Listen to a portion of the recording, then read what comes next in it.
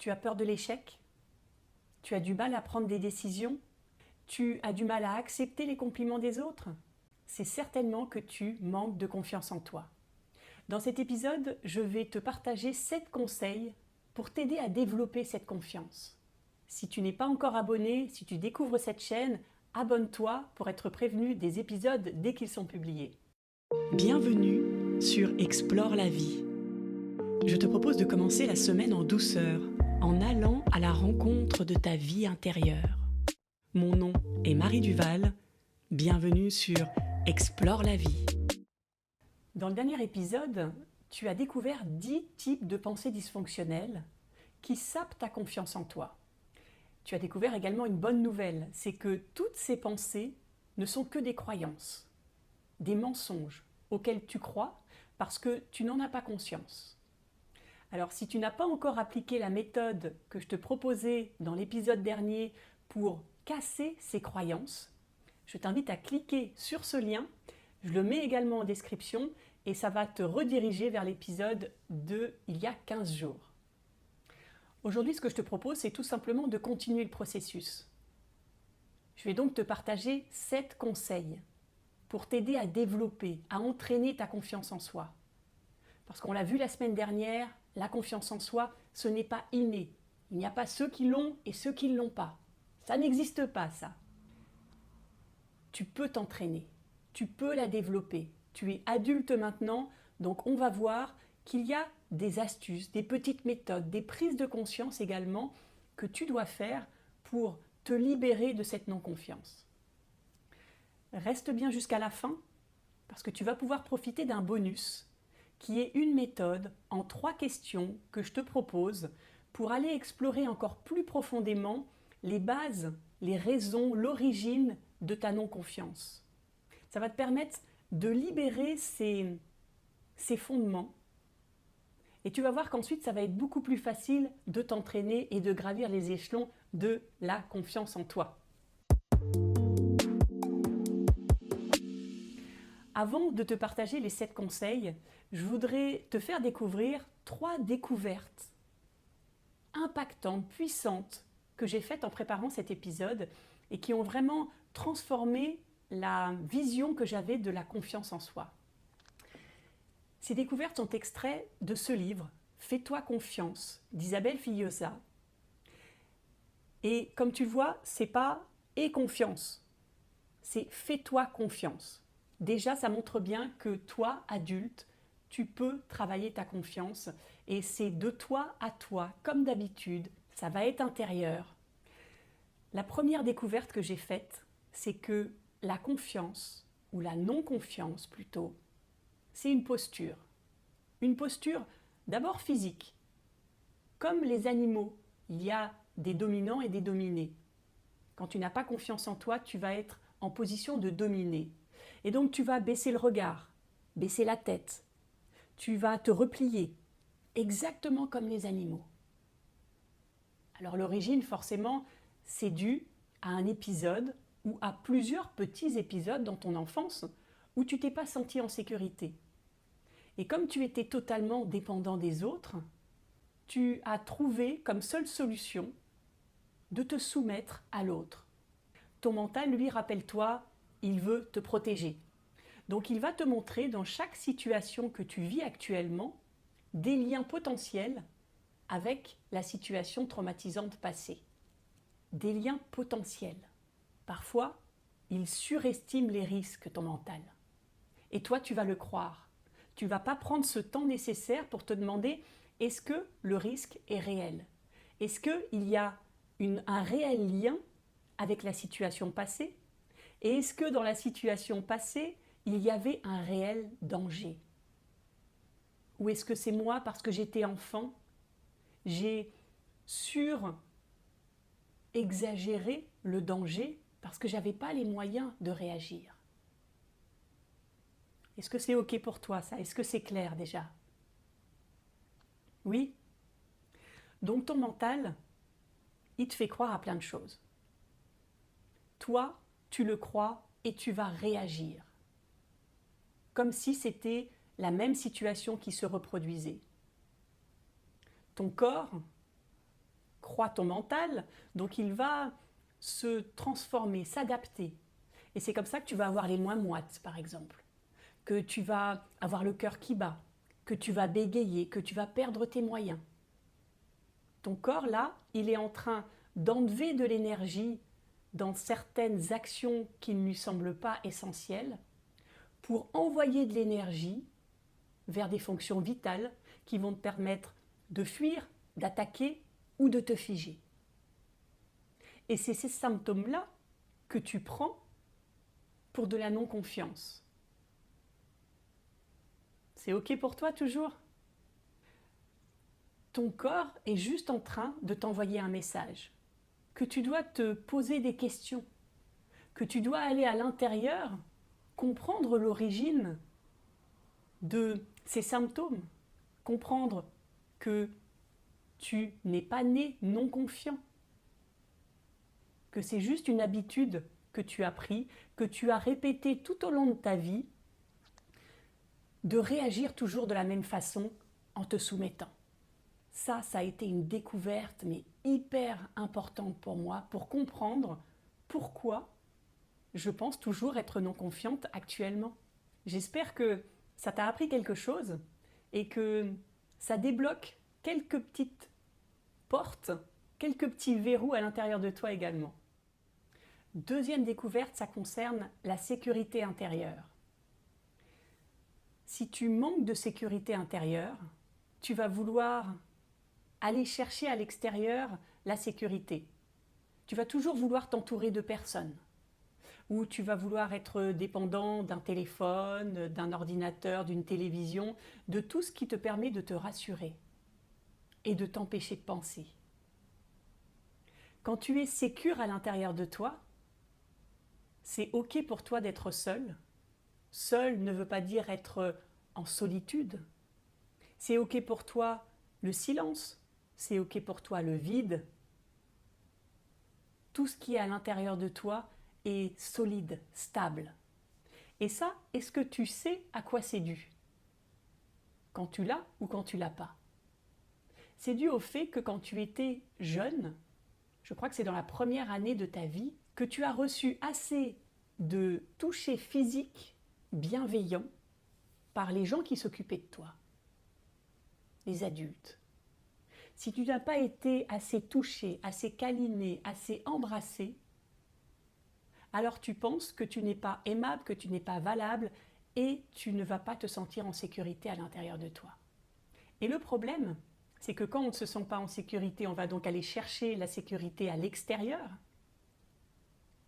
Et pour ça, on va troquer notre liberté, parce qu'on va devenir dépendant des autres, des choses.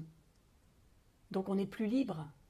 On est libre que si la sécurité est à l'intérieur de toi, tu es d'accord ?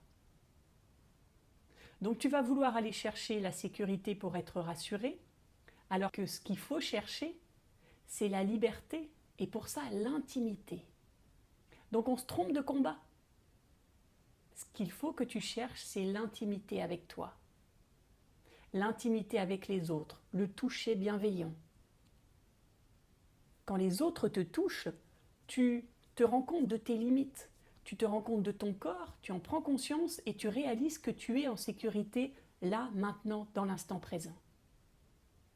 Donc le manque de confiance en toi, ce que j'ai découvert, c'est que c'était d'abord physique. Allez, on passe à la troisième découverte. La non-confiance en toi masque ta peur.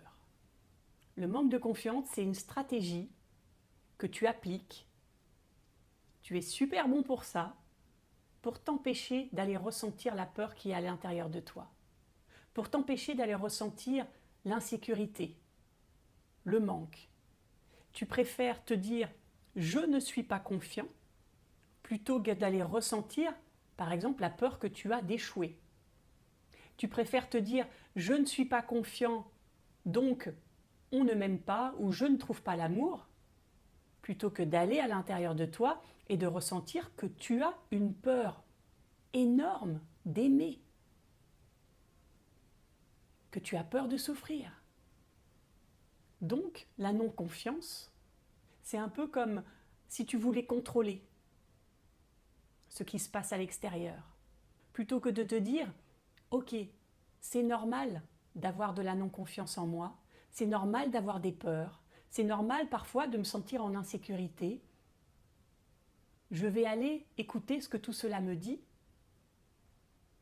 et je vais accepter l'incertitude de l'instant présent. Je ne peux pas tout contrôler. » Et ça nous amène à la deuxième partie, à 3 points à avoir vraiment en tête quand tu vas travailler ta non-confiance. Le premier, c'est qu'il n'existe personne qui ait à 100% confiance en lui. Il faut arrêter ce mythe, ça n'existe pas. On a l'impression que les autres sont toujours plus confiants que nous. Mais les personnes les plus haut placées ont des doutes. Et c'est sain d'avoir des doutes. Ça permet de prendre des décisions qui sont éclairées. Alors que quelqu'un qui sait toujours, qui dit « j'ai raison, je sais où je vais, je fais des choix » sans même réfléchir, ça c'est inquiétant. Et ça montre une non-confiance en soi. Donc, dédramatise le sujet. C'est normal d'avoir une dose de non-confiance. Ce qui n'est pas normal, c'est que ça t'empêche de passer à l'action. Ça t'empêche de vivre, ça t'empêche d'oser, d'essayer. Tu fais bien la différence ? Ok. Deuxième point, ton cerveau apprend très vite. Ça, c'est un bon point. Mais il apprend beaucoup plus vite les nouvelles choses qu'il ne désapprend les anciennes choses. Il a un mal fou à se séparer des habitudes qu'il a prises. C'est ce qui explique pourquoi c'est si difficile de se transformer. Parce que plutôt que de se dire « je sais que je fume et que c'est pas bon pour moi, donc je veux arrêter.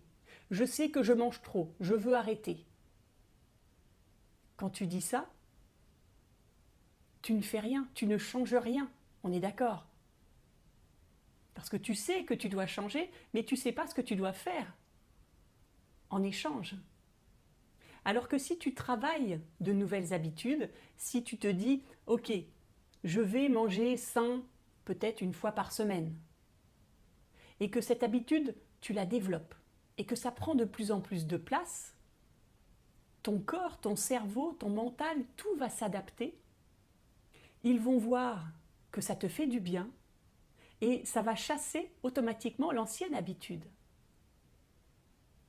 D'où l'importance de passer à l'action.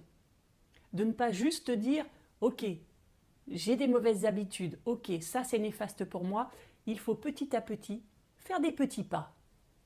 Et tu vas voir que ça va prendre de l'importance dans ta vie. Et puis, troisième point de vigilance, c'est que tu vas travailler ta confiance en toi, tu vas progresser dans les jours et les semaines qui viennent. Et tu vas arriver en haut d'un sommet, et là tout d'un coup ça va retomber. Et tu vas te dire « je suis nul, je ne suis pas capable, j'y arriverai jamais ». Arrête ce discours. Ne te dis surtout pas ça, parce qu'il va y avoir des hauts et des bas. Et c'est comme ça qu'on progresse. Tu vas monter, mais tu ne vas jamais redescendre aussi bas que tu étais avant. Et ça va remonter, et ça va redescendre. Tu es en train d'apprendre. Tu es en train de t'apprivoiser, d'apprivoiser ta confiance en toi, de la muscler petit à petit. Donc ça, n'oublie jamais ça. Il faut être persévérant, il faut avoir de la patience. Mais petit à petit, tu chemines et tu progresses. Alors ça y est, on en arrive aux 7 conseils. Le premier conseil, c'est de respirer. Je sais, je l'ai déjà dit plusieurs fois, tu l'as déjà entendu certainement des centaines de fois, mais c'est la base. Et de respirer bien, avec le ventre.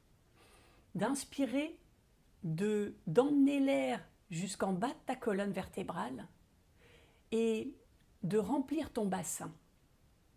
Plus tu fais ça, plus tu vas respirer avec ton bassin et plus tu vas te rendre compte que tu vas te poser en toi, dans une position hyper confortable.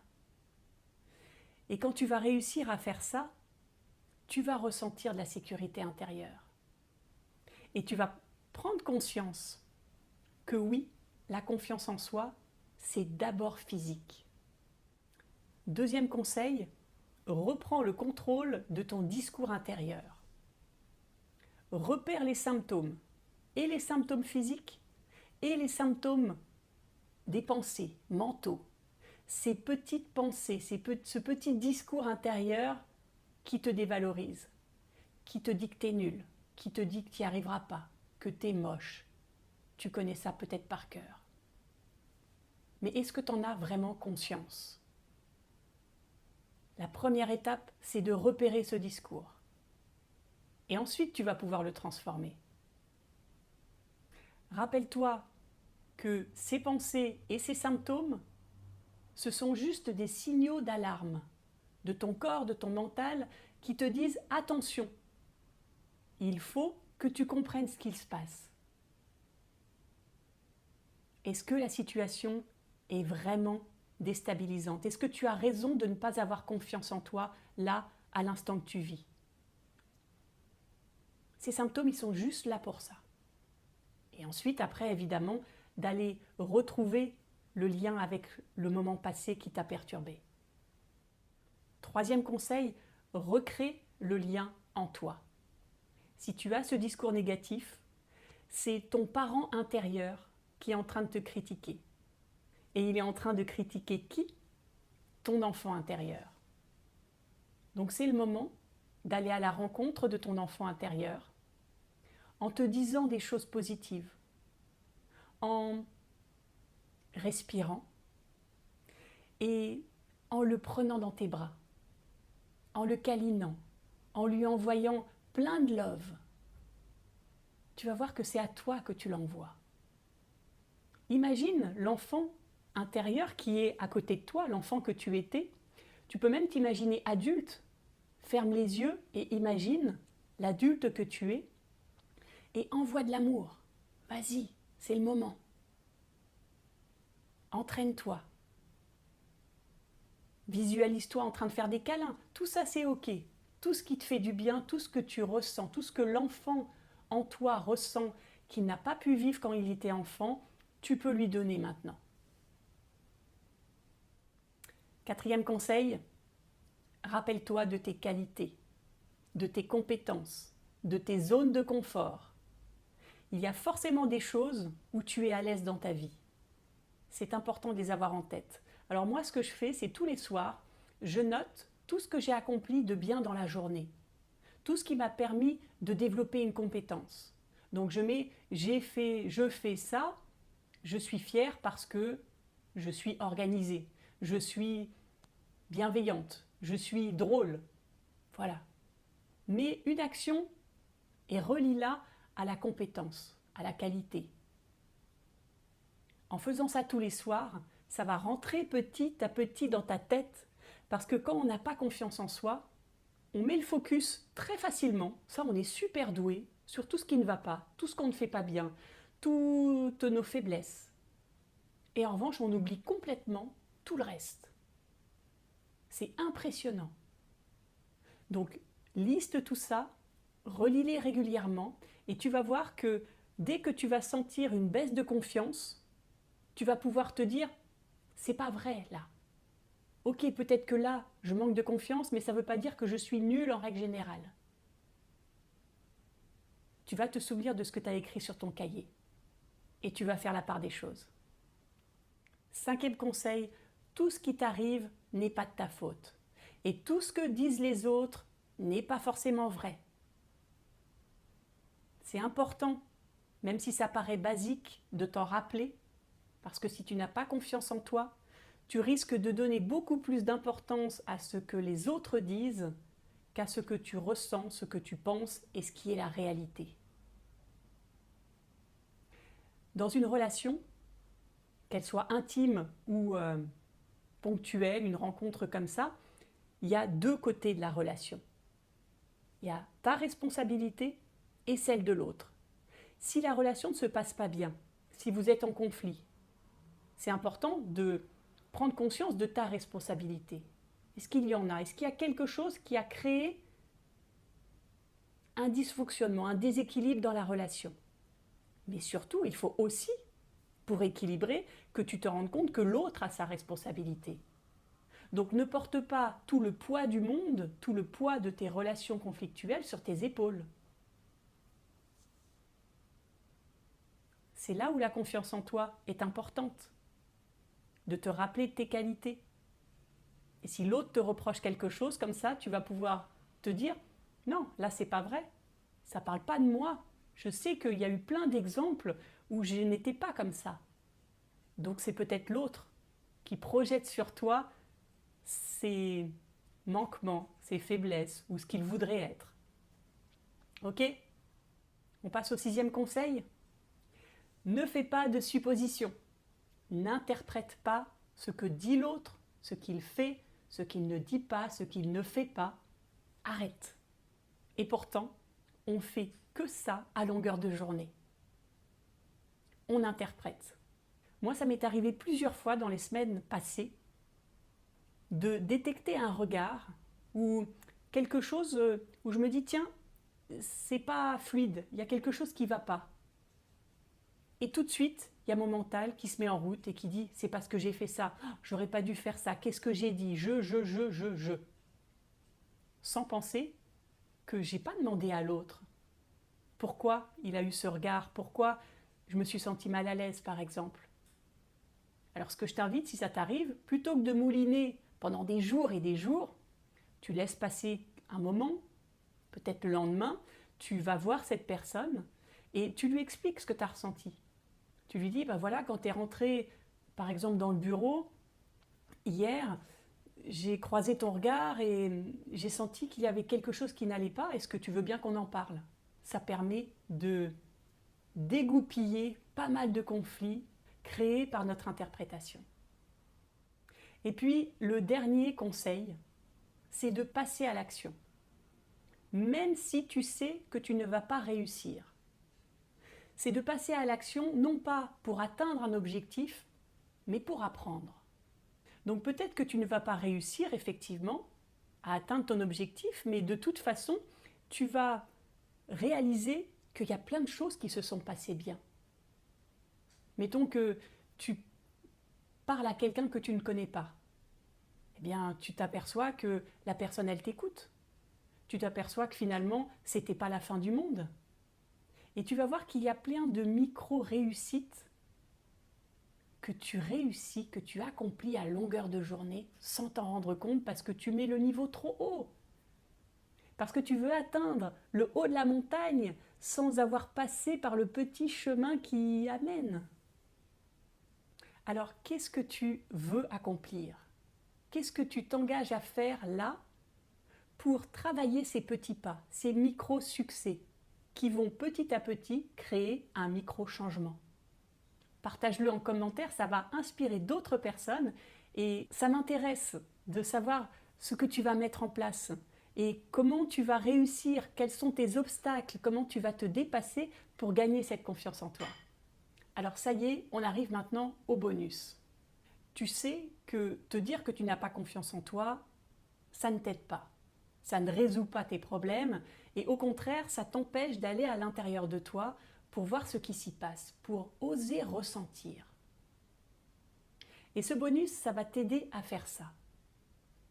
Parce que tu n'as pas confiance en toi, parce que tu as peur et que tu ne veux pas la ressentir, et derrière ta peur, il y a certainement une colère que tu n'as jamais pu exprimer. Donc ce que je te propose de faire, c'est d'identifier une situation qui se répète et qui te déstabilise à chaque fois, qui te fait perdre confiance en toi. Par exemple, quand je dois parler à ma hiérarchie, je perds mes moyens. Ok. Demande-toi ensuite de quoi j'ai peur. J'ai peur de ne pas être au niveau et qu'il se rend compte que je suis incompétente. Très bien. 3e étape, est-ce que ça te rappelle une situation passée ? Oui, quand j'étais jeune, mon père me faisait travailler et tout devait aller très très vite et j'avais pas le temps de vraiment réfléchir et ça me stressait et du coup j'avais l'impression d'être nulle. Ok. Et puis dernière étape, Quelle est la colère que ça cache? Qu'est-ce qu'à l'époque, tu n'as pas pu exprimer à ton père, du coup? Évidemment, ça peut être quelqu'un d'autre, c'est mon exemple. J'ai besoin d'être écoutée, que je suis en colère parce qu'il ne prend pas le temps, qu'on ne partage pas, et que j'aimerais qu'on partage un moment tranquille, j'aimerais qu'il m'écoute, qu'il me regarde, qu'il prenne soin de moi. Et je trouve ça injuste que ça ne soit pas le cas. Une fois que tu as fait toutes ces étapes, il ne te reste plus qu'à écrire ou à dire à n'importe qui toute cette colère que tu as gardée en toi. Ça va libérer tes émotions, libérer ta colère, ta peur, et ça va ouvrir une porte qui donne accès à ta confiance en toi. Une fois que tu as accédé à cette porte, tu vas pouvoir cheminer, tu vas pouvoir faire les 7 conseils que je t'ai proposés. Merci infiniment d'avoir écouté cet épisode jusqu'au bout. S'il t'a intéressé, pense à mettre un pouce sous la vidéo YouTube et je te dis à très vite. J'espère que cet épisode t'a éclairé et que tu repars avec quelques pépites pour transformer ta vie. Et si tu apprécies ce podcast, soutiens-le en mettant une note sur Apple Podcast ou Spotify ou un pouce sous la vidéo YouTube.